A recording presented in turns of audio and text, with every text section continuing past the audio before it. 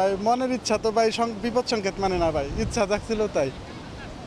মানে এই এই ওয়েদার বছরে 3 দিন আসে, মানে এইটা দেখার জন্য প্ল্যান করে এই বিপদ মধ্যে ঝড়ের মধ্যে প্ল্যান করা হয়েছে। মানে ঝড় থেকে প্ল্যান করা হয়েছে? ঝড় দেখে প্ল্যান করা হয়েছে, মানে সবাই তো নর্মালি আসে, আমরা মানে একটু ভিন্ন রকম অনুভূতি নেওয়ার জন্য আসছে এই টাইমে। অনুভূতি কেমন এখন? ভাই বল, এটা যে আসছে সেই বুঝতে পারবে, মানে এটা তো বইলে মানে প্রকাশ করার মতো না, এটা মানে চোখের তৃপ্তি, মনের শান্তি, মনের তৃপ্তি। না ভাই ওয়েদার এর আগে আমি 2বার আসছি, কিন্তু এই ওয়েদার পাই নাই, ঝড়ের যে ওয়েদার, তার জন্য এবার প্ল্যান করে ঝড়ের মধ্যেই ফেলানো হয়েছে প্রোগ্রামটা। বিপদ তো সংকেত দিচ্ছে, যখন সংকেত বিপদ সীমায় আসবে তখন একটু সেফ জোনে চলে যাবো। টাঙ্গাইল থেকে এ জায়গায় নিষেধ করা হচ্ছে, আমরা নামার জন্য আসি না, এই যে উত্তাল ঢেউ এটা দেখার জন্য মূলত এই জায়গায় আসছে। আর আরেকটা তথ্য পেয়েছিলাম যে এই এখন যে সময়, এটা হচ্ছে পূর্ণ জোয়ারের সময়, এই সময়টাতে মানে সমুদ্র এরকম উত্তাল থাকে প্লাস বৃষ্টি থাকে, এটা লোকাল লোকদের কাছ থেকে শুনছি। আর মূলত এই জন্য এই জায়গায় আসা, যে এই সময়টা মানে এখনকার যে পরিবেশটা, এটা বছরে শুধুমাত্র এই সময়ে পাওয়া যায়, তাছাড়া এই আবহাওয়াটা পাওয়া যায় না। বছরে 3 দিন মানে এই আবহাওয়াটা থাকে, এর জন্য মূলত এই জায়গায় আসা। জি পরিকল্পনা করে আসছে, এই আবহাওয়াটা দেখার জন্যই আসছে এই জায়গায়। যেমন কালকে আমরা টেকনাফ গেছিলাম, মেরিন ড্রাইভ রোড, ওই রোডটা অনেক সুন্দর, এক সাইডে পাহাড়, এক সাইডে সমুদ্র, যেটা বিশ্বের মধ্যে মেরিন ড্রাইভ রোড আছে 3টা, তার মধ্যে একটা যে আমাদের বাংলাদেশে কক্সবাজার রয়েছে, এটা আমাদের জন্য একটা গর্বের বিষয়। পূর্ণ আবহাওয়ার ভিতরে আমরা আসছি, আমরা আসলে জানতাম না এরকম, আমরা আসছি আগে 5 দিন আগে ঢাকায় আসছি, তো আইসে এখানে দেখে যে আসলে আবহাওয়া দুর্যোগপূর্ণ খুবই, তার মধ্যেও আমরা খুব স্বাচ্ছন্দ্য বোধ করতেছি যে প্রতিকূল আবহাওয়ার মধ্যেও কক্সবাজার জেলা ট্যুরিস্ট পুলিশরা যে সমুদ্র সৈকতে পর্যটকদের জন্য যে নিরাপত্তা ব্যবস্থা করেছেন, এতে আমরা খুবই সন্তুষ্ট।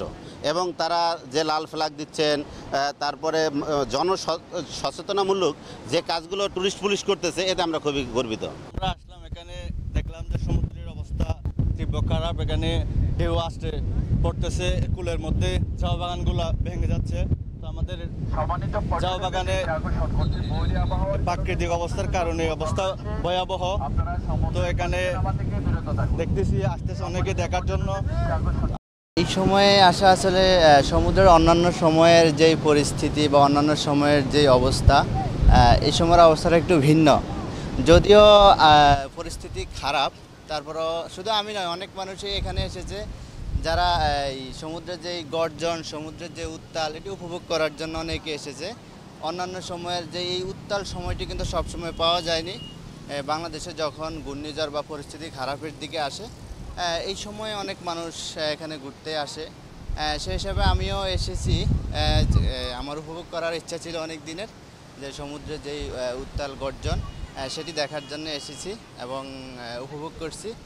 এবং সেই সাথে সবাইকে সতর্ক থাকার অনুরোধ করছি, এবং বাংলাদেশের যেই জায়গাগুলোতে ক্ষতির আশঙ্কা রয়েছে, সবাই যাতে সতর্ক অবস্থানে থাকে এবং মানুষ যাতে একে অপরকে সহযোগিতা করে, সেটাই প্রত্যাশা করছি। মানে সমুদ্রের এই যে পরিস্থিতি বা এই যে ঢেউ, এটা স্বাভাবিক সময় আসলে আমরা যারা, বিশেষ করে আমি এখানে চাকরির জন্য থাকি, কিন্তু আমার বাড়ি হচ্ছে নোয়াখালী, তো দীর্ঘ সময় এখানে থাকার পরে এরকম পরিস্থিতি আসলে দেখা যায় না। তো বাসায় এখানে কাছে হওয়ার সুবাদে আসলাম আর কি, দেখতে কী অবস্থা সাগরের, বা এরকম ঢেউ দুর্যোগ মুহূর্ত ছাড়া এরকম ঢেউ উপভোগ করা যায় না, এই জন্য আসছি। কেমন লাগছে এটা দেখে? এটা আসলে ভয়ঙ্কর সুন্দর যেটাকে বলে, এরকম ঢেউ আসলে আমি জীবনের ফার্স্ট টাইম দেখছি।